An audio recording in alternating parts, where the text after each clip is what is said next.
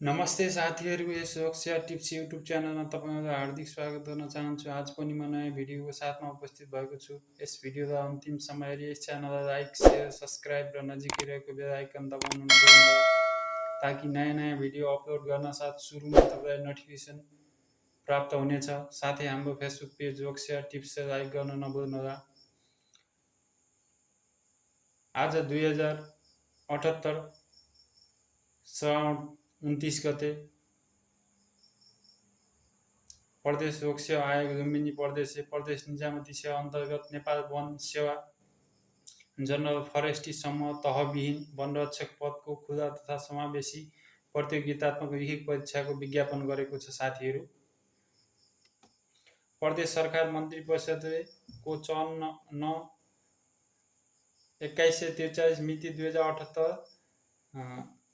असार 31 को पत्रबाट माग भए बमोजिम प्रदेश निजामती सेवा अन्तर्गत नेपाल वन सेवा जनरल फरेस्ट्री समूह तहविहीन वनरक्षक पदको प्रचलित कानुन बमोजिम खुल्ला तथा समावेशी प्रतियोगितात्मक परीक्षाद्वारा पदपूर्ति गर्नुपर्ने भएकोले देहाय बमोजिम योग्यता पुगेका उम्मेदवारहरूबाट दरखास्त आह्वान गरिन्छ। न्यूनतम योग्यता पुगेका उम्मेदवारहरूले आयोगको विद्युतीय दरखास्त प्रणाली https://ppsc.online.lumbini.gov.np मार्फत दरखास्त दिन सकिनेछ भनेको छ। साथीहरू, यो वेबसाइटमा गएर तपाईले अनलाइन दरखास्त दिनुपर्ने छ।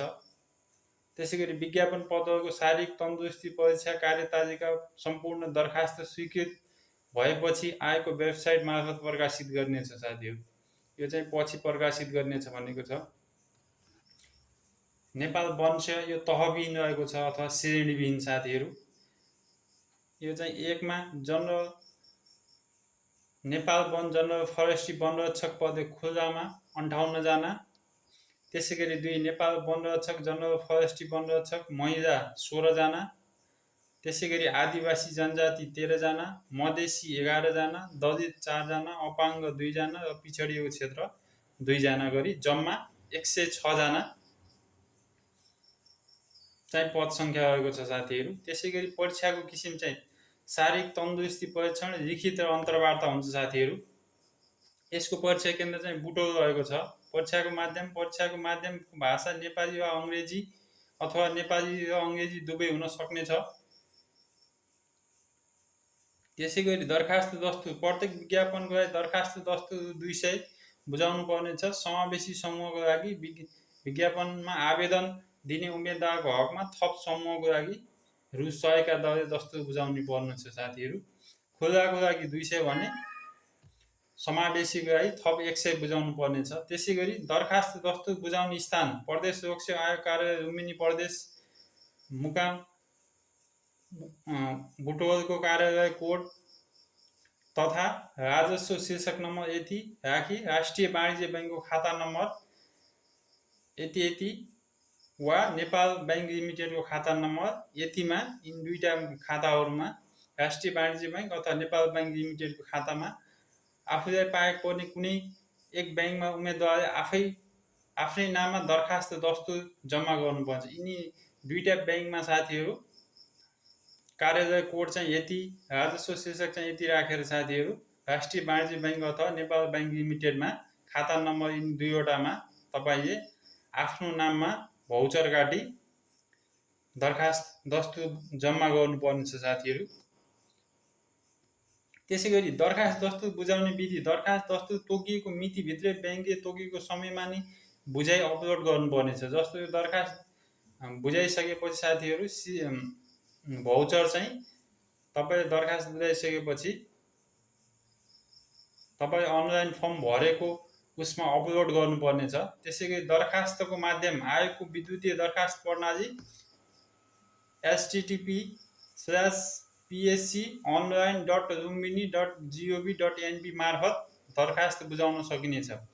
यो वेबसाइटमा गएर तपाईँले अनलाइन फार्म भर्नुपर्नेछ। साथीहरू, त्यसैगरी विद्युतीय दरखास्त पेश गर्ने उम्मेदवारले माग गरिए अनुसारको सम्पूर्ण विवरण भरी आफ्नो नागरिकता दरखास्त दिने पदको आवश्यक न्यूनतम शैक्षिक योग्यता, समावेशीको समूहमा दरखास्त दिने उम्मेदवारको हकमा समावेशी विवरण खोज्ने कागजात, हालसालै खिचेको पासपोर्ट साइजको फोटो, हस्ताक्षर दस्तुर तिरेको बैंक भाउचर माथि उम्मेदवारको मास्टर आइडी नम्बरदेखि जेपीजी अथवा जेपीजी पीडीएफ फर्मेटमा तोकिएको स्थानमा अपलोड गर्नुपर्नेछ। उम्मेदवारहरूले विद्युतीय दरखास्त गर्दा व्यक्तिगत विवरण शुद्धसँग भरी विवरण दुरुस्त भएको आफैले सुनिश्चित गर्नुपर्छ। विवरण भर्दा अनिवार्य रूपमा उम्मेदवारले आफ्नै मोबाइल नम्बर र इमेल ठेगाना उपलब्ध गराउनुपर्नेछ भनेको छ साथीहरू। यो वेबसाइटमा गएर साथी अनलाइन फर्म भर्नुपर्नेछ।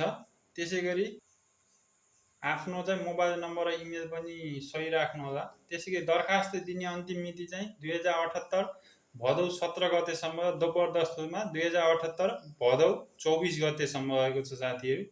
उमेरको हद पुरुषको हकमा 18 वर्ष पुरा भई 35 वर्ष ननागेको र महिला अपाङ्ग उम्मेदवारको हकमा 40 वर्ष ननागेको हुनुपर्नेछ। अन्तर्वार्ता अघिको परीक्षा कार्यक्रममा अन्तर्वार्ता हुने मिति लिखित परीक्षाको नतिजा प्रकाशन हुँदा सूचना प्रकाशित गर्नेछ। त्यसै गरी पदमा गर्नुपर्ने कामको विवरण सेवा र समूह समिति प्रदेश सरकारले तोके बमोजिम सेवा सहज र सुविधाहरू सेवा सहज सुविधा प्रदेश कानुन बमोजिम हुने आवश्यक। त्यसै गरी आवश्यक न्यूनतम शैक्षिक योग्यता भनेको छ साथी निजामती सेवा ऐन 2049 को दफा 10 बमोजिम अयोग्य नभएको, साथै निजामती सेवा ऐन 2049 को अधीनमा रही नेपाल वन सेवा गठन समूह तथा श्रेणी विभाजन र नियुक्ति नियमहरू 2051 बमोजिम मान्यता प्राप्त शिक्षण संस्थाबाट 8 कक्षा उत्तीर्ण गरी शारीरिक तन्दुरुस्ती भएको, 8 कक्षा पास गरेको साथीहरू। त्यसै गरी शारीरिक तन्दुरुस्ती भएको व्यक्तिले उम्मेदवारी दिन सक्नुहुनेछ। त्यसै गरी समावेशी समूहको विज्ञापन दरखास्त दिने उम्मेदवारलाई विशेष निर्देशन भनेको छ साथीहरू। आदिवासी जनजातिको लागि नेपाल आदिवासी राष्ट्रिय उत्थान प्रतिष्ठान ऐनमा सूचीकृत भएको जातिको हकमा सोही सूचीको आधारमा तर नेपाल आदिवासी जनजाति उत्थान राष्ट्रिय प्रतिष्ठान ऐनमा सूचीकृत भएको जातिभित्र एकभन्दा बढी थरहरू भएमा प्रमुख जिल्ला अधिकारीको बाट सूचीकृत भएको जातिभित्रको थर भनी प्रमाणित गरेको साथीहरू। प्रमुख जिल्ला अधिकारीको सिफारिसमा सूचीकृत भएको जातिको भनी प्रमाणित गरेको कागजात। त्यसै गरी दलितको हकमा पनि त्यस्तै रहेको छ। दलितको हकमा राष्ट्रिय दलित आयोगबाट सूचीकृत भएको जातिको हकमा सोही सूचीको आधारमा तर राष्ट्रिय दलित आयोगबाट सूचीकृत भएको जातिभित्र एकभन्दा बढी थरहरू भएमा प्रमुख जिल्ला अधिकारीबाट सूचीकृत भएको जातिभित्रको थर भनी प्रमाणित गराएको कागजात।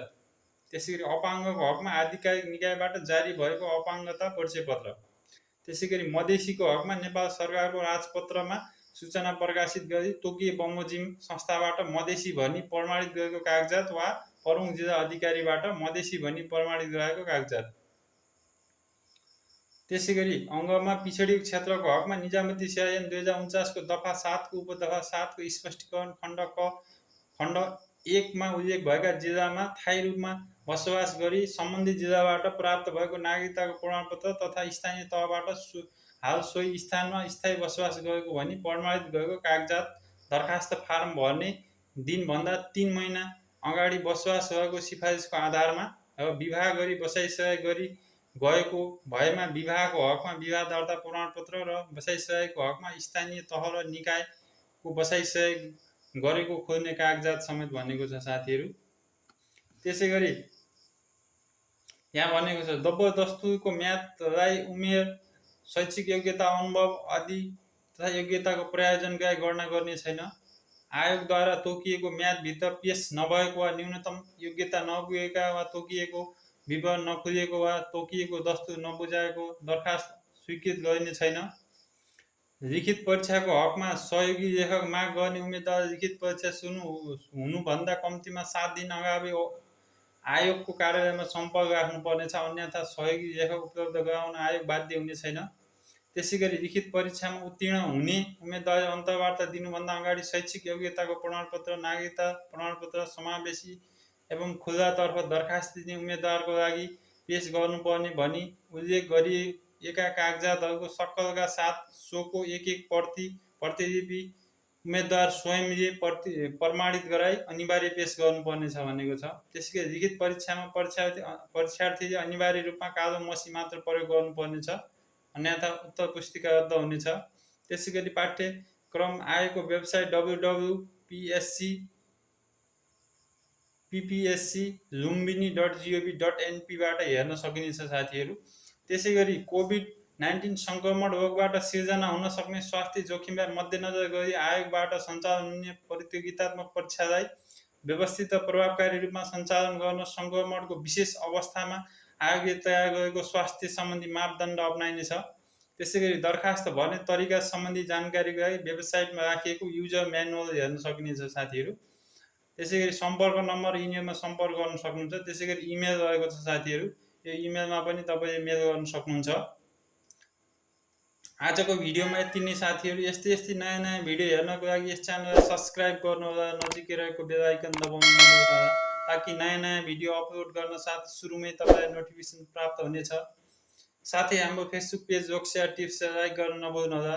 भिडियो कस्तो लागिरहेको छ कमेन्ट बक्समा कमेन्ट गर्नुहोला। तपाईहरूको एक लाइक एक सब्स्क्राइब आगामी दिनहरूमा यस्तै नयाँ भिडियो बनाउन हौसला प्रदान गर्नेछ। धन्यवाद।